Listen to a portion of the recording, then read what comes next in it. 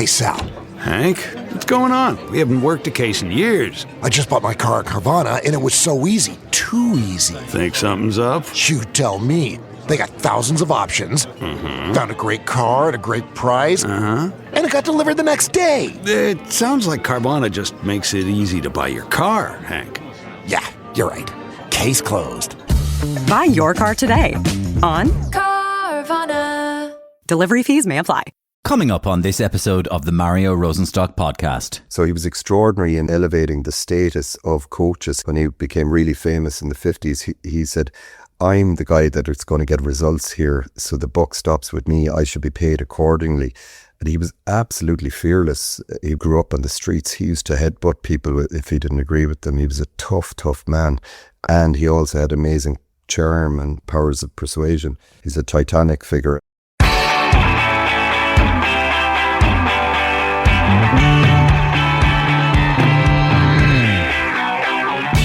This is a conversation I really enjoyed. I'm a huge football fan, going back to when I can first remember being interested in any sport at all.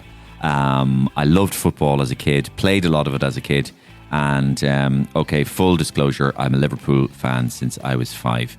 I don't go on about football that much. Obviously, I do a lot of football characters on Gift Grub.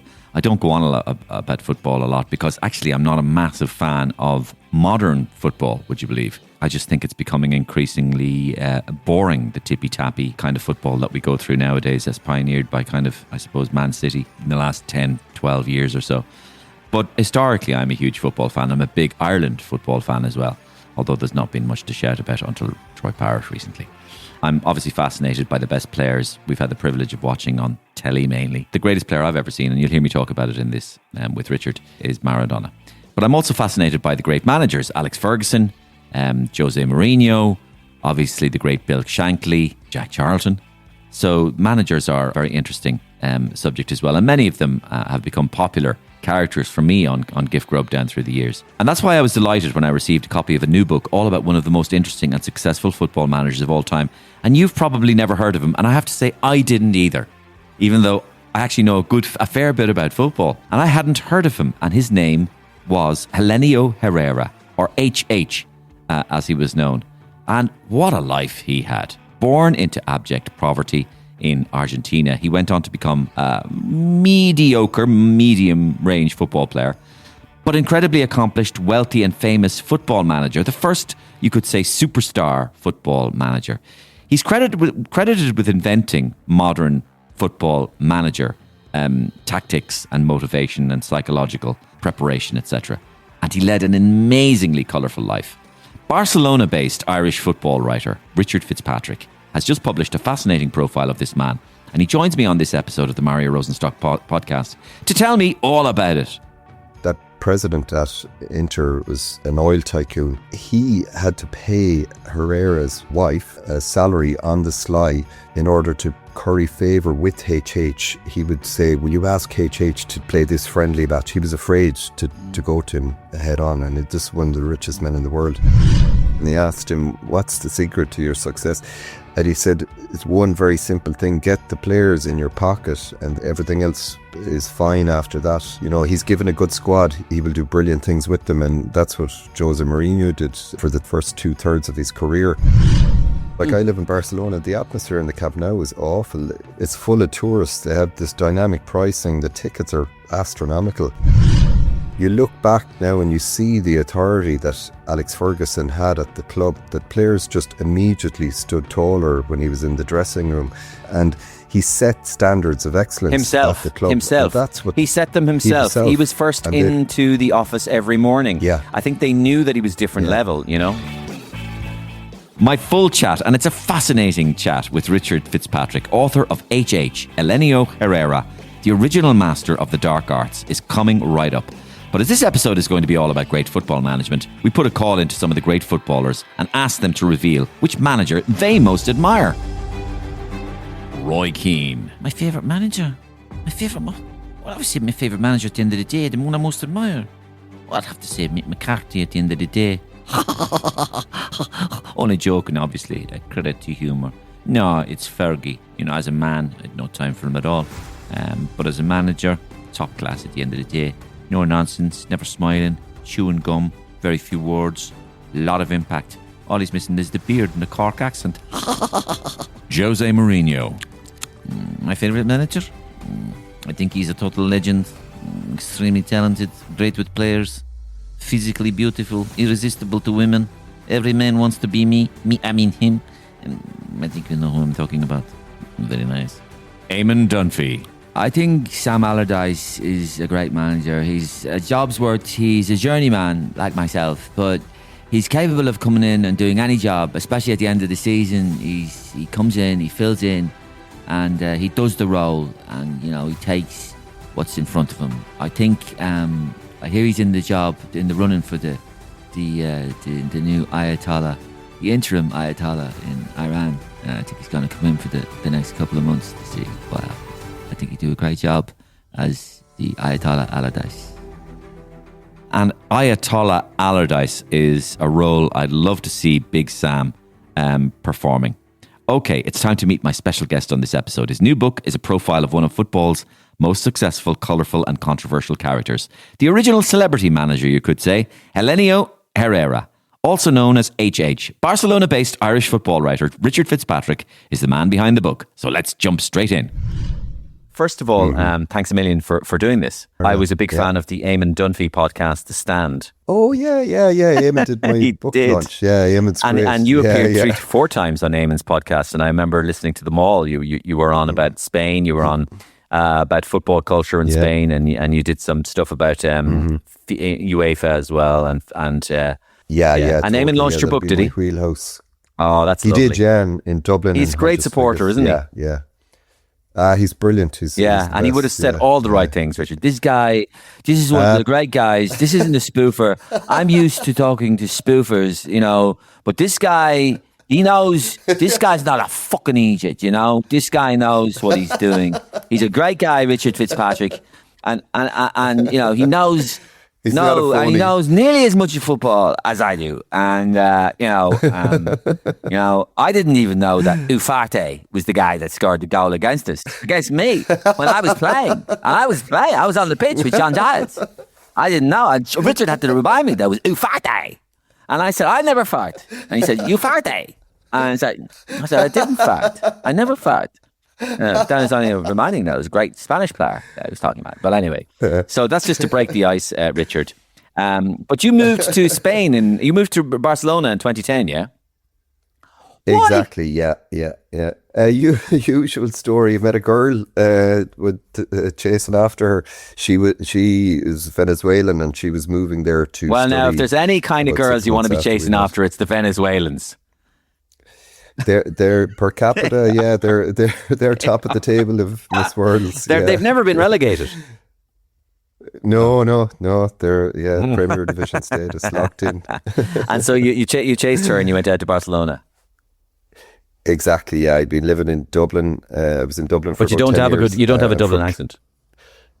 No, I'm from Clare, from the Banner County. Yeah, and I moved out to Barcelona then, and have stayed since. Yeah, two kids and a dog. There's fantastic. No going back. And of course, not that I have to tell you, but just maybe my listeners who aren't familiar. But the Barcelona would be in Catalonia and Spain, and the main body of Spain are very different places, as El País Vasco, the Basque area, and politically it's massively different, isn't it? They see themselves as independent. Oh yeah. The People's Republic of Catalonia. Irish people would empathise with their situation. That was my case when I moved there. I could see huge similarities with our relationship with the British Empire or what have you. But I guess it's important to make clear that it's not 80% in favour of independence or secession. It's typically about. It wavers from 30 to 45% in support of seceding from Spain. So most people are down the middle. They can hold a dual identity, but we hear most noise from the extremes, from the separatists or the very pro-Spanish element, at which there is a lot in Barcelona, funnily. Like there's about 1 million Real Madrid supporters in Greater Barcelona, far more than Espanyol, the other big football team here. So it's complicated. It is. So and I know nothing about this. So would the main reason that Catalonians be supportive of staying within the the body of Spain, would that be an economic reason? I would say it'd be more emotional and demographical. There's huge, over the centuries, particularly in the 60s, there's mass migration from other parts of Spain into Catalonia for economic reasons. Catalonia is one of the engines of the Spanish economy. It would be the Basque Country, Catalonia. Catalonia is 3 or 4 times the size of the Basque Country, and the Madrid region. So Catalonia has always been prosperous. People have moved here. Their grandkids now have this very kind of mixed or dual identity. They are more Spain than Catalan, but it'd be more, for those kind of emotional reasons why they would identify with Spain rather than economic. It actually goes the other way. People in Catalonia, the separatists, they harp on, we're subsidising the rest of the country, and it's quite, it's nasty for me, being an outsider. Like they're, a portion of them look down, the lazy Southerners, those people down in Andalusia, we're subsidising them. So it's. Do you speak Catalan? I don't, and it's interesting. There was the most noticeable thing that I when I came here, it was this Catalan language, which is closer to French than it is to Spanish. How widespread it is in the streets. You hear it all the time, and we have 2 kids, and they go to school. All the schooling is done through Catalan, so they speak Catalan with all their friends at home. Then they'd speak Spanish. Their mom is a Spanish speaker, but the Catalan is very pronounced here, and they were very clever, the Catalans, when the democracy came in the late 70s. Catalonia is one of 17 regions, and they have autonomous powers, and one of the things that they enshrined was that the schooling would be done in Catalan. So you can imagine how endemic then, or how widespread the Catalan language has become as a result. It was a very, very clever move. So it's like, we know, your listeners would know, the Irish, how we've struggled over the last 150 years to sustain the language, but here it's people speak it with pride, like it's a real badge of identity, and it was banned for centuries, especially during the Franco. Does it sound French, just for a person who doesn't speak it, or? It kind of has, it's this slurping sounds. It's the Madrileños, or people in other parts of Spain, call Catalans Polacos, Polish people, because they think it sounds like Polish. So it's a curious mix. Yeah, it's got French vocabulary, but it's a very thick kind of accent. I taught English in Spain for 3 months in the Basque region. When I was a kid, right. And it was a Geruarte and agur,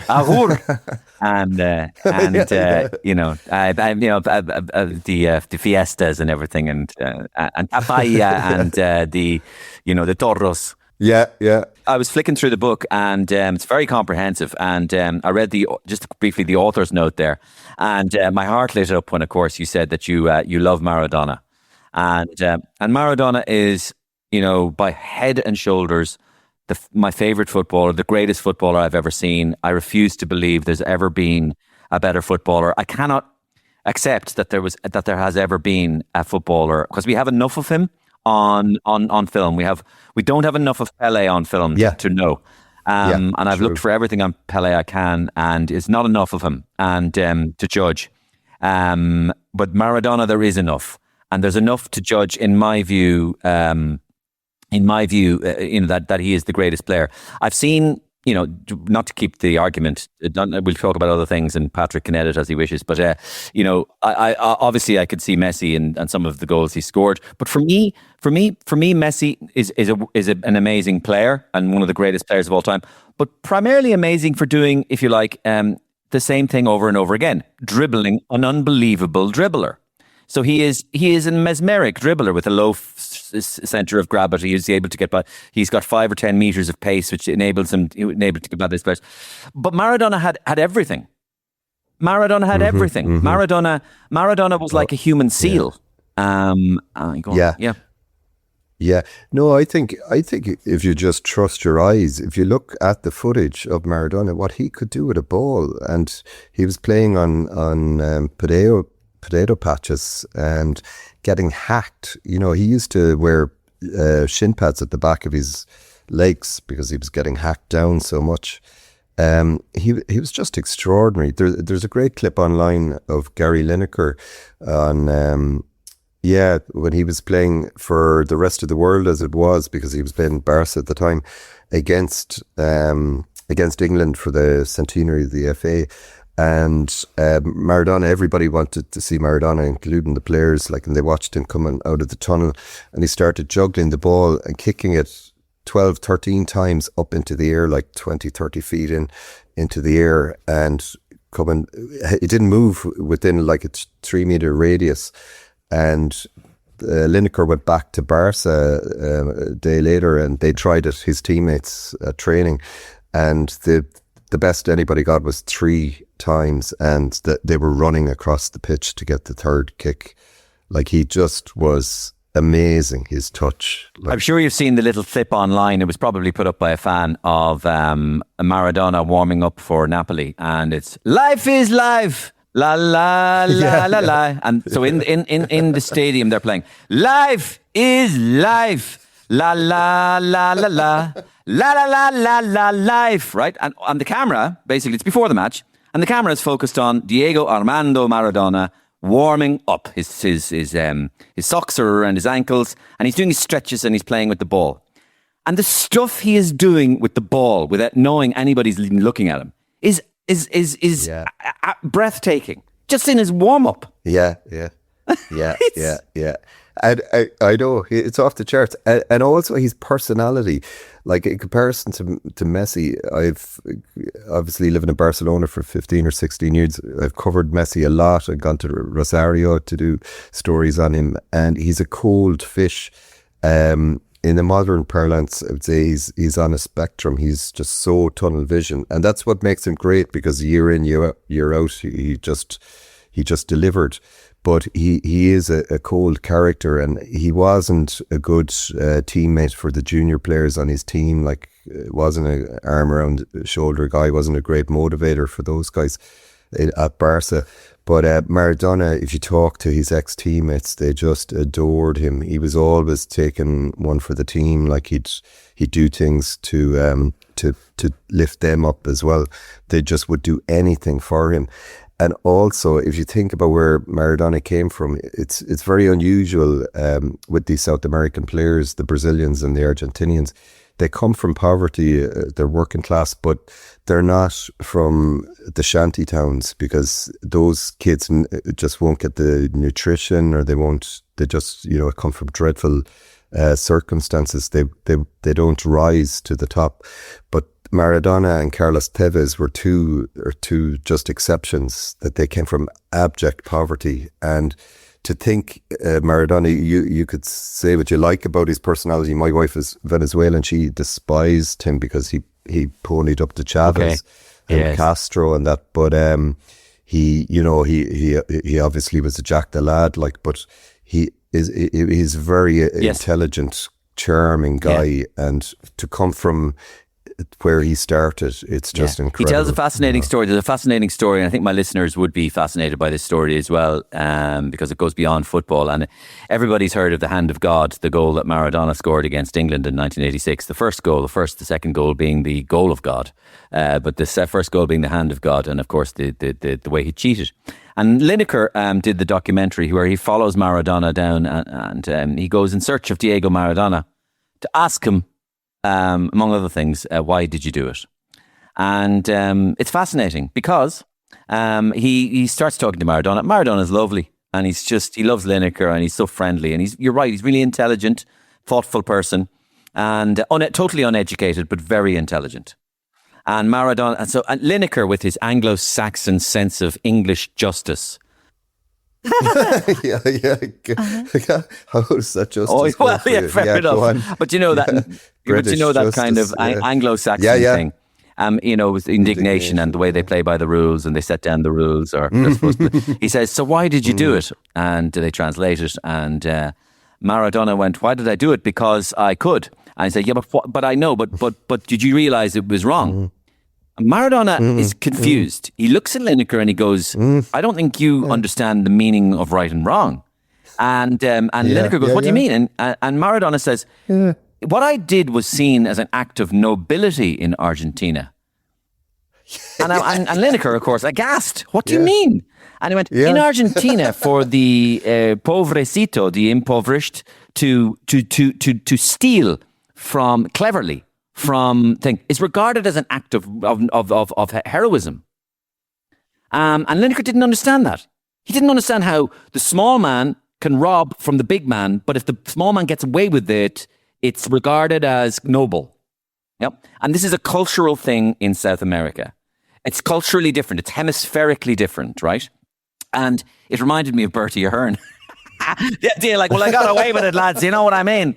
And that's what it's all about, getting away with it. And of course, briefly, addendum to that, Luis Suarez was another interesting, because when Luis Suarez came to the Northern Hemisphere, he got into trouble a lot for things like biting people's ears, but also use of the N-word in English. Which, exactly. So, but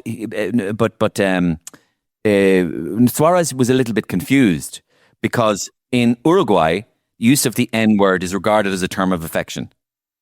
As far as I understand, that there is a different interface with racism in culturally in South America.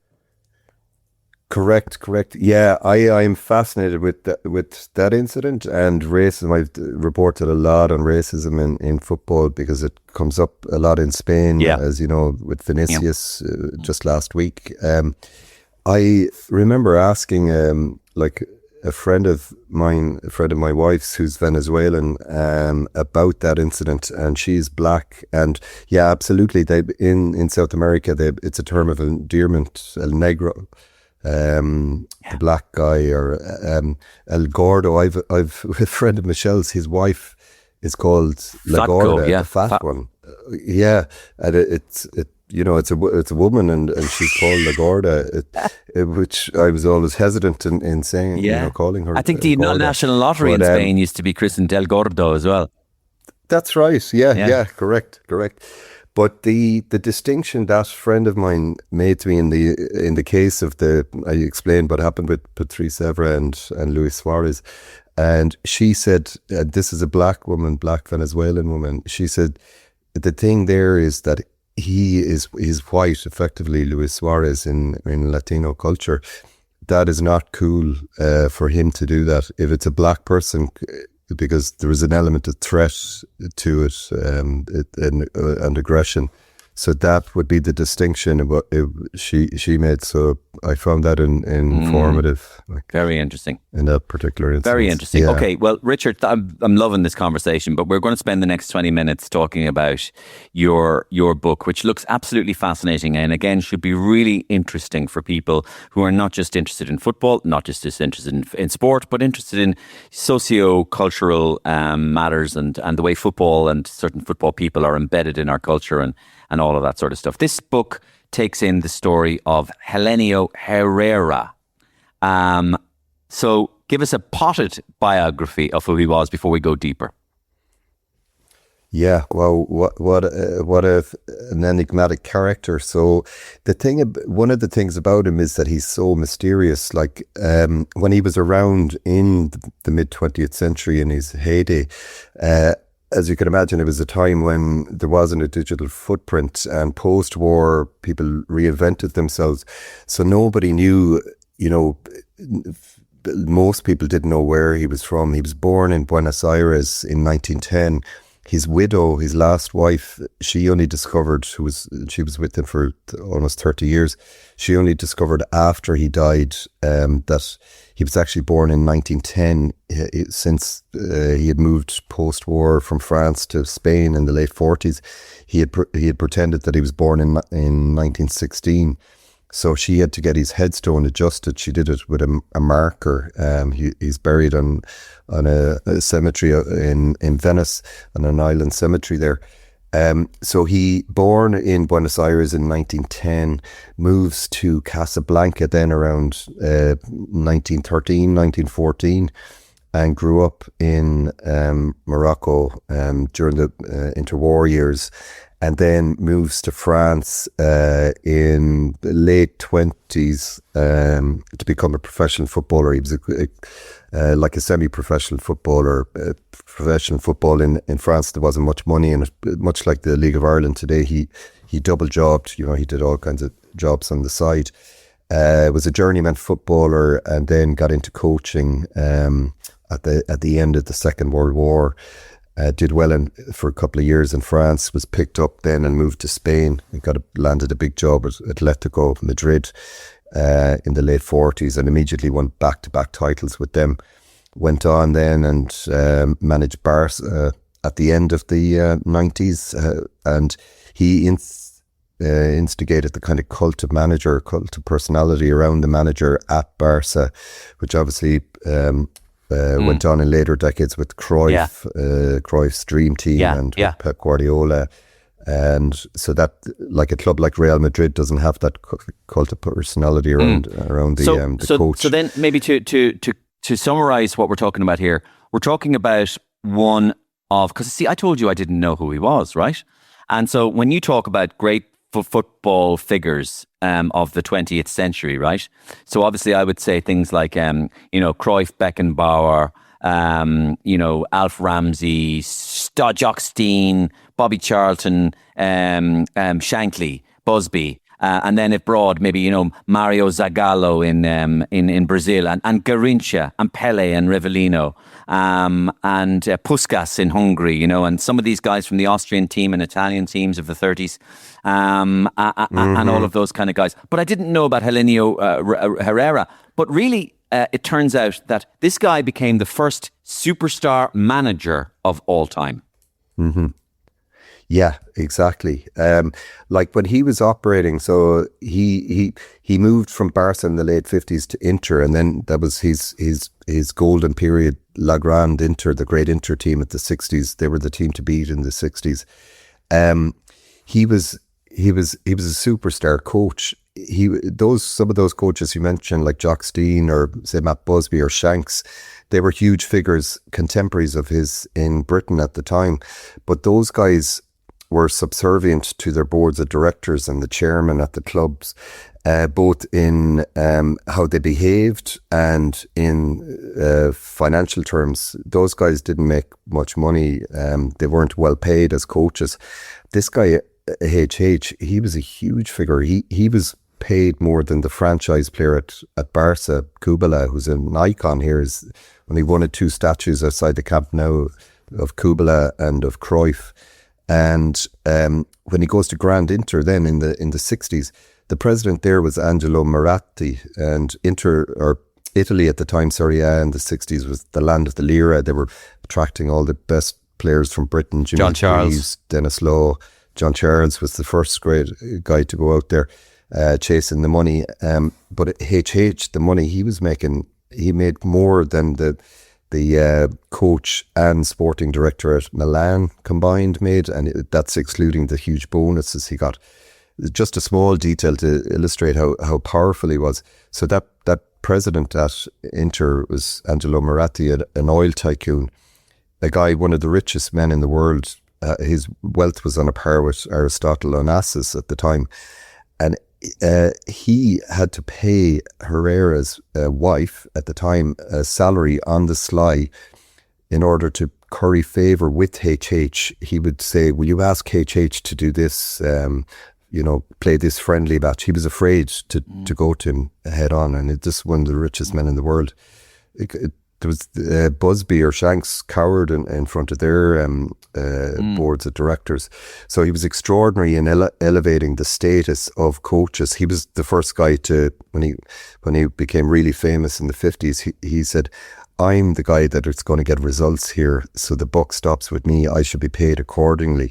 And he was absolutely fearless. He was an unbelievable guy. Like, you know, I would be fascinated with Alex Fergusson, and they talk about Ferguson's hairdryer treatment, but HH grew up on the streets. He used to headbutt people if he didn't agree with them. He was a tough man, and he also had amazing charm and powers of persuasion. So he was extraordinary in that sense, in becoming so famous. He was even more famous than the most famous player of that era, which was Alfredo Di Stefano. So I know he's unknown to most football fans in Ireland and the British Isles, but in Spain, where I live, if you open up a newspaper every second day, he's mentioned. He's a titanic figure, and more so again. Was he in a Italy. sense the first special one? Yeah, there's huge similarities with the way Jose Mourinho operates. Still, he would have taken a lot from the HH playbook. HH was a really bombastic character. He was outrageous in press conferences, goading people all the time. He was really like hilarious. For me, doing the book, one of the kind of private stipulations I had with myself and with my own contract was that I knew I would have good company over the years it would take to research the book, because he was so funny. Like even back in the early 50s, he was managing Malaga at the time, and he started lambasting one of the rival clubs, I think it was Depor, saying that they had fixed a match, and this was like incredible behaviour in a dictatorship, to be screaming about fixes being in, and like everybody kept their counsel. It was a police state, so people were shocked that he was doing this, but he didn't give a fig. Hello, I'm here during the lunch rush with Janice, who owns her own food truck. Best cheesesteaks in town. Janice traded up to Geico Commercial Auto Insurance for her food truck business. We're here where she needs us most. They sure are. We make it so easy for her to save, with customised coverage that grows with her business. Sorry, I just get so emotional talking about saving folks money. Not this onion I'm chopping. It's just so beautiful. Oh yeah, no, it's the onion. Get a commercial auto insurance quote today at geico.com and see how much you could save. It feels good to Geico. Did he have? Did he mastermind tactics and motivational expertise? Was he a master of that area as well? And what kind of? Absolutely, yeah. I mean, most people would know him in football as the godfather of Catenaccio. Yeah. So let me try. I'm the amateur here, so let me try it. Right, my listeners. What I know is Catenaccio is the idea of. Catenaccio is the Italian idea of very, very defensively minded, and you suck the opposition into you. That you give them the ball, you let them have possession, and you draw them onto you, and you draw them onto you so much until eventually you attack, and you attack quickly and counterattackingly, in one very, very quick movement. To catch them unaware. And it's really, really embodied by, if you like, Italy's 1982 World Cup winning team, Bruno Conti and Tardelli and Paolo Rossi, you know, just coming from kind of nothing, and then they just strike, and up the pitch they go, and then they get you.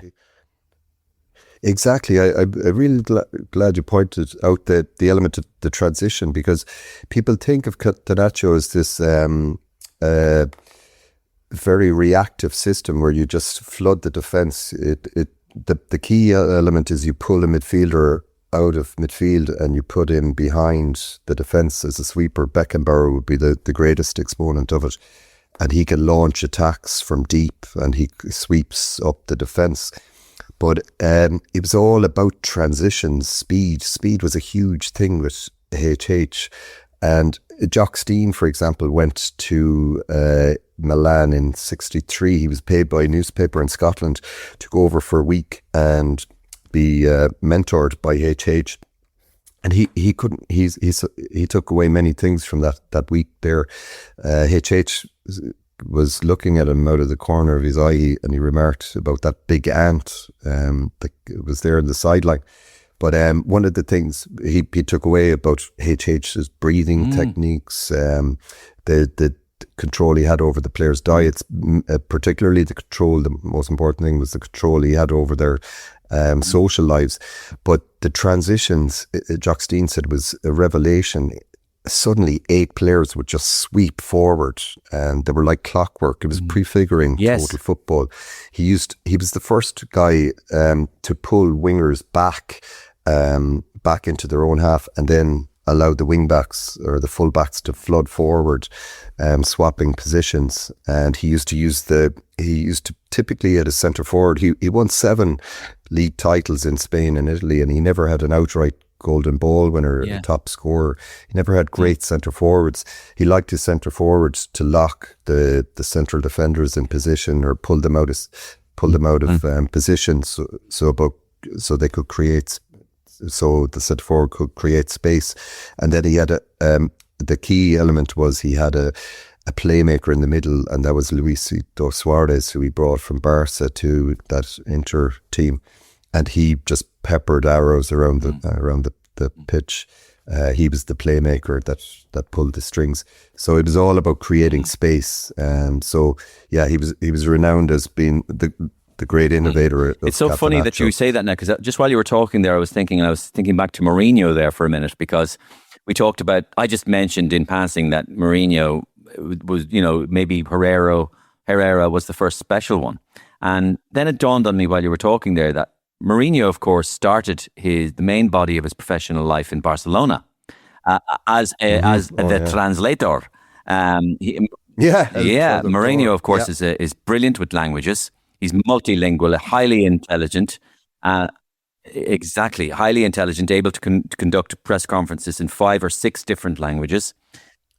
With charm, with charm and nuance, and knowing maybe something of the interior of what he's talking about in linguistically. And he was the translator for Bobby Robson over in Barcelona.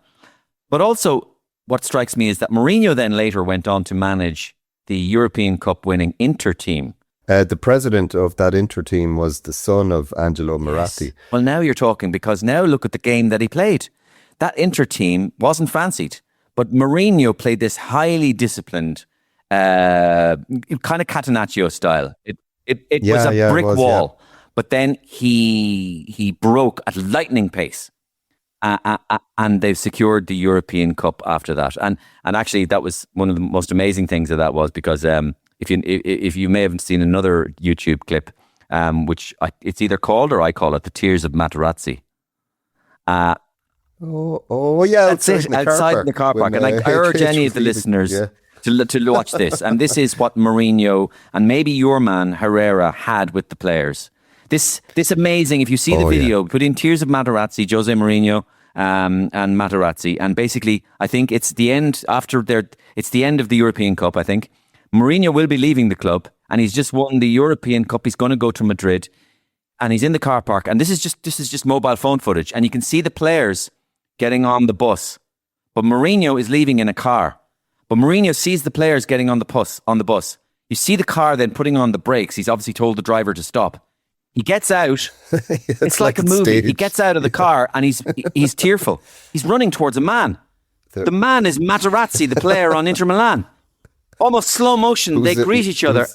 A door frame. I know. He's huge. And they greet each other and they start hugging and hugging. And the hug lasts. And they're both absolutely convulsed crying with tears. And then Mourinho just holds his head as if to say, I'll see you again. And Murad is, don't leave me. And Mourinho goes, I've got to go. I am the special one. Goodbye now. I go to Real Madrid. I am doing my special business somewhere else. And off he goes. And it's like a movie, but it was completely not staged. It was genuine. This hold he had over his face. Was Herrera a bit like this? Exactly. And when HH was interviewed, or not interviewed, he was in conversation with the president of Barca in the 60s, and he asked him, what's the secret to your success? And he said, it's one very simple thing: get the players in your pocket, and everything else is fine after that.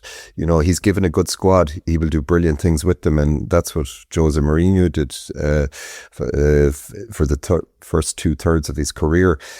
Both of them are incredible managers, and that's what the players almost universally loved. HH, I was surprised, or universally loved Mourinho, and similarly with HH, I was surprised by how gushing they were about HH, the players I interviewed. On the whole, one or two were upset with him, but they had been kind of discarded. So they had, even though he was a tough guy, he'd brought them a lot of success, and he just had this amazing ability to cajole them. Like, he would drop players, he wouldn't talk to them, but the minute he needed them, it'd be arm around the shoulder and whispering into their ear, you're the greatest. Fabio Capello said, like, he would punch you in the stomach saying you're strong. And Capello had him at the start of his career, and he went on once Scudetti with Milan and Juventus afterwards. He said he never was as good a player as he had been with HH at Roma, because of that confidence he gave him. He was just an extraordinary motivator. So one of the things that comes out of that is, and it's a modern expression now, especially in terms of sport, is emotional intelligence, EQ. People at the moment right now are talking about it in terms of rugby and Andy Farrell, and how Andy Farrell, the Irish coach, seems to demonstrate a high level of EQ, emotional intelligence, understanding his players, having a special relationship with his players, understanding being what it's like for them, and they then knowing what he knows about them. Like, for example, on Thursday, he brings in the parents before the match, and he brings in the parents to the dressing room, and there's a kind of a communal family thing going on, and it's demonstrating a lot of nous. Mourinho, it's clear, like, whatever you say about Mourinho, is that he must be at the absolute outer apex of intelligence in terms of managers. You know, I mean, and his emotional intelligence is very strong as well, understanding what kind of a person that player that he has is, and what pushes their buttons. Yeah, I think it's a kind of authority that the great managers have. Some of them, like, crack the whip, and HH operated at a time in the 50s and 60s, just coming out of the Second World War. You could be more aggressive, like, both physically and verbally. Like, one of his rivals, Heriberto Herrera, funnily enough, he was nicknamed HH2. He was the coach at Juventus in the 60s. One of his players, a midfielder, was involved in a traffic accident, and HH2 was goading him during training. He was there, you're useless, you're only good for killing old people. Like, you could say those things back in the 60s. You wouldn't obviously say them now. But HH, tough man, but he just had that ability to bring people with him. And I don't think it's like a club like Manchester United is quite hysterical at the moment, but you look back now and you see the authority that Alex Fergusson had at the club, that players just immediately stood taller when he was in the dressing room. He could carry them forward with him, and he set standards of excellence at the club. That's what he set them himself. He was first into the office every morning. Yeah. I think they knew that he was different level, Yeah, and you can see it in any code. Like, you talk about Andy Farrell, it strikes me as well, looking on from a distance at him, or in GAA down in Kilkenny, like Brian Cody, just immediately, like, correct. People didn't. There are some people you just don't want to let down, aren't there? There are just some people that you'll just break your bollocks just to try and make them happy. Yeah, it's amazing. In any walk of life, we have friends or colleagues who have that impact on us, and those kind of people have that special aura. You're right. It's in all walks of life, and not all of them are in areas of supreme authority. They just are. They have that thing, though. Yeah. You'd never let them down. You don't want to let them down. Yeah, they'll be the first you'll immediately respond to their text messages, or that, it's just something they about command them. respect or something, or maybe they have a dignity, or they have standards or something. Like, for example, I remember Brian in the rugby situation. Brian O'Driscoll had standards, but that doesn't mean he's a leader, though. It's just that but I don't think anybody would want to let him down, though, but it's just that he didn't personally graduate to leadership himself in that area, which is a different. man of action, which nobody would want to leave down either. But it's amazing that Fergusson then would, you're probably aware of that famous moment where Fergusson, they're playing Spurs, and they've come off a midweek Champions League game. They're tired. They're playing Tottenham Hotspur, and the players are remarked that Fergie hasn't come into the dressing room yet, and they're kind of going, "What's going on?" Like, he usually gives us a pep talk. Right, 5 minutes to 3, Fergie opens the door and he just goes, "Lads, it's Spurs." Yeah. And he closes the door. And in that, enough said. In that moment, they know the message is clear. Lads, it's Spurs. You're meant to mow these guys over, and you fucking will. And there's nothing else to it. And then they all just went down and they just mowed them down. Because it's just Spurs. We're Manchester United. So in that moment, what he was saying was, you are Manchester United and you are everything that we've worked for. You know it already. Just, I'm reminding you, they're Spurs. Yeah. Yeah. It's just incredible. Yeah. I was amazing. Like, I was taken in doing the research for this book with Shanks. I'm a Liverpool fan and I love Shankly. But he didn't, he never gave out fines to his players, because he said he believed that you've lost them if you have to resort to fines. He just had them by the power of his tongue. But one of the things that came out of this is something, the elephant in the room, among which there are many elephants in the room. I could talk to you about another day, Richard. One elephant in the room, which I don't want to talk about now, but maybe I'll talk to you about another ways. I actually don't believe in this whole bubble of football at all. And I'll tell you briefly what I mean.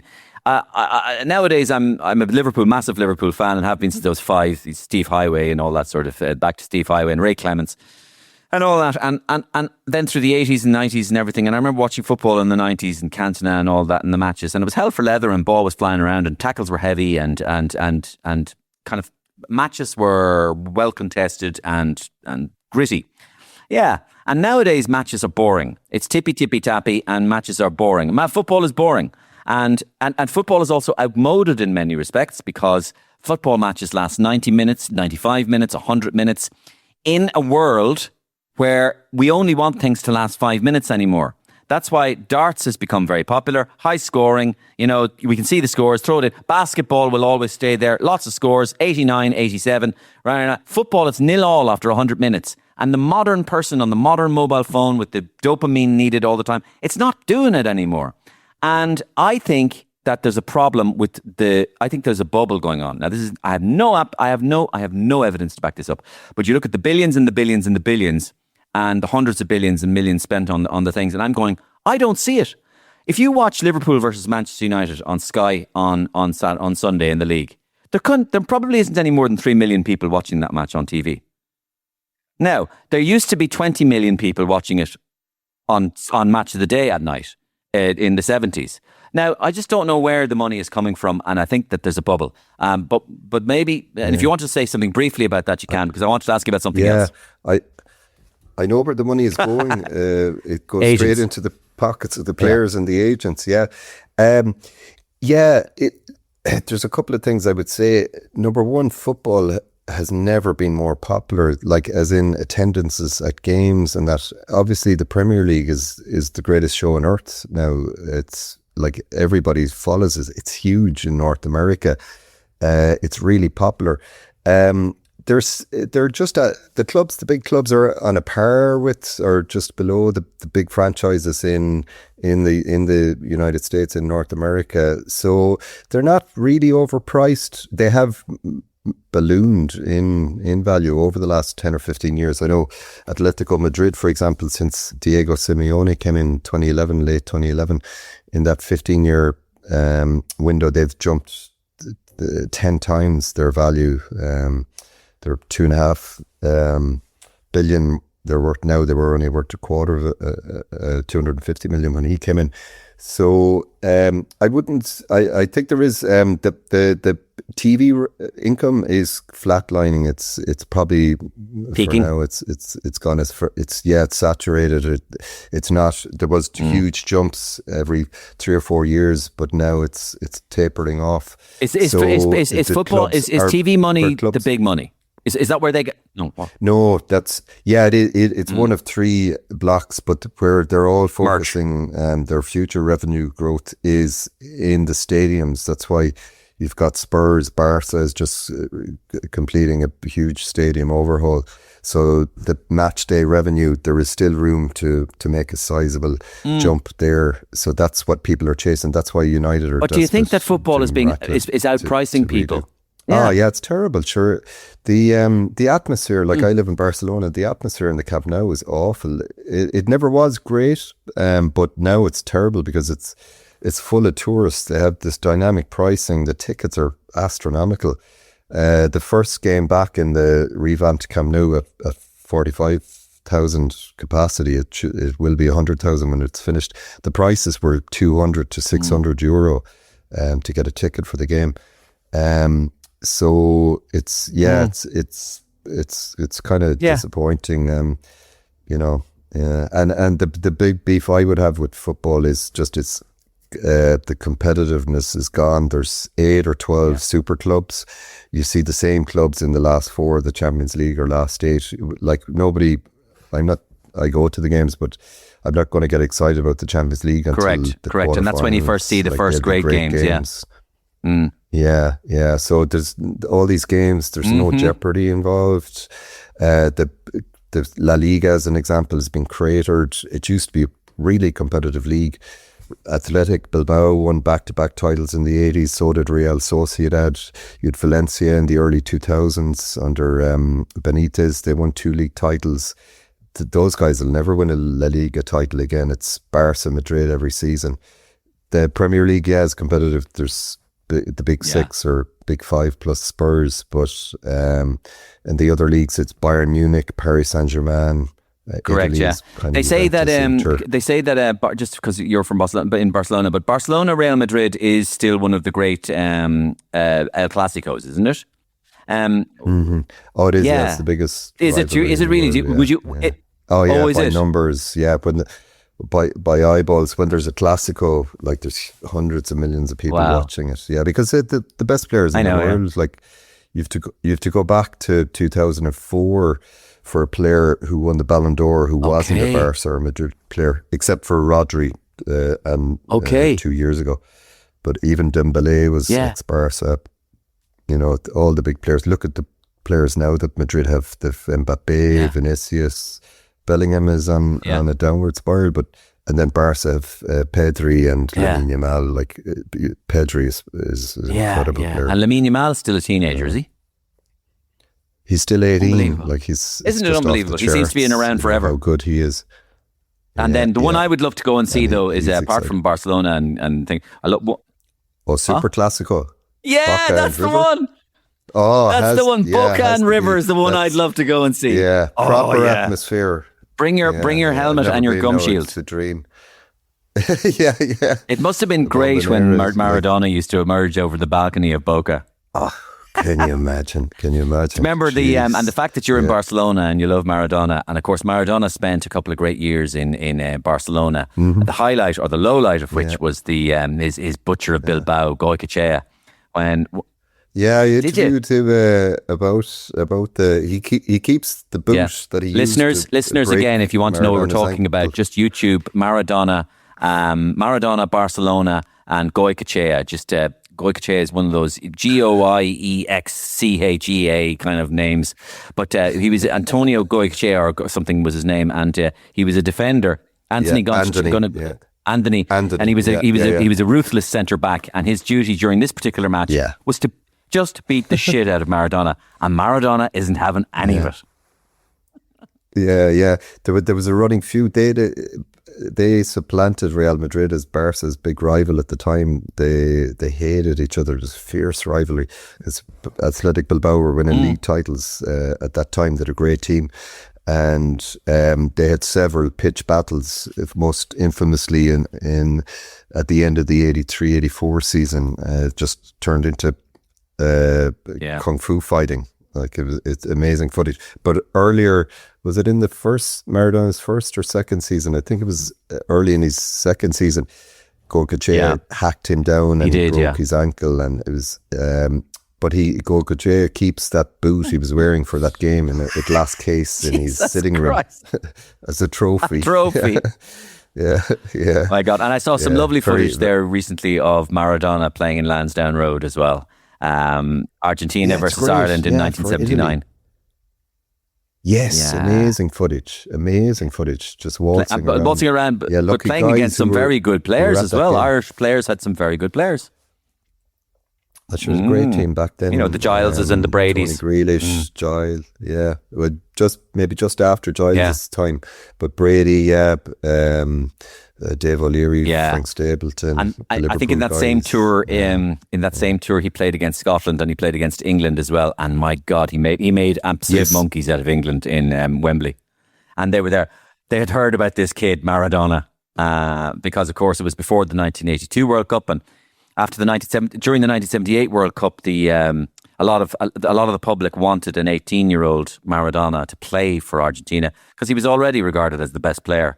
And Carlos Bilardo or Menotti, cigarette smoking Menotti, didn't pick him for some reason. It was a. But they reconvened. Then he was the coach at Barca over Maradona, and he adjusted the training times. He moved them from the morning to the afternoon. Maradona could go to the nightclubs. Both social. Yeah, and Menotti. Very was good. Worse. Oh my God. Yeah, but it made sense. He was, and I presume you've seen Asif Kapadia's documentary, which was using home movie footage only, isn't it? It's brilliant. I urge anybody out there, if you haven't seen Maradona, the documentary by Asif Kapadia. Yeah. Oh, it's super. Yeah. And go on, Richard. Kenny Dalglish one he's just brought out as well is very good. Very good. Well, listen, Richard, I'm going to plug your book here now again, and I'm going to do it in the intro when we sign off. So the book is Helenio Herrera, Master of the Dark Arts, the story of this amazing Jose Mourinho-like manager, the first superstar manager in world football, who managed the Grande Inter team, of course, in the 60s to a couple of European Cups and many league titles as well. And then he did other league titles around the world as well, and had a fascinating life story of which it's all in this book. Great. An absolute pleasure talking to you, Richard. And maybe we'll hook up again some other time to talk about more general matters in football sometime. Absolutely, I would love it. Yeah, that'll be brilliant. Thank you so much, Richard. And my thanks to Richard Fitzpatrick for that fascinating chat. And I'd love to get Richard on again. As you can imagine, there are lots more areas we could veer down to, and I will endeavour to get him back on again. You can get in contact with me, of course. It's mariorosenstock@gmail.com. I read them all and I get back to most of them. Anything you like, constructive criticism, suggestions for guests, sketches, new characters, or just, fluff me up, tell me how great this podcast is. And if you don't, please tell one other person that you like the podcast. That's all I ask. One other person. You wouldn't believe how it takes off if one other person just tells one other person. Get in touch if you want to have a chat. Bye.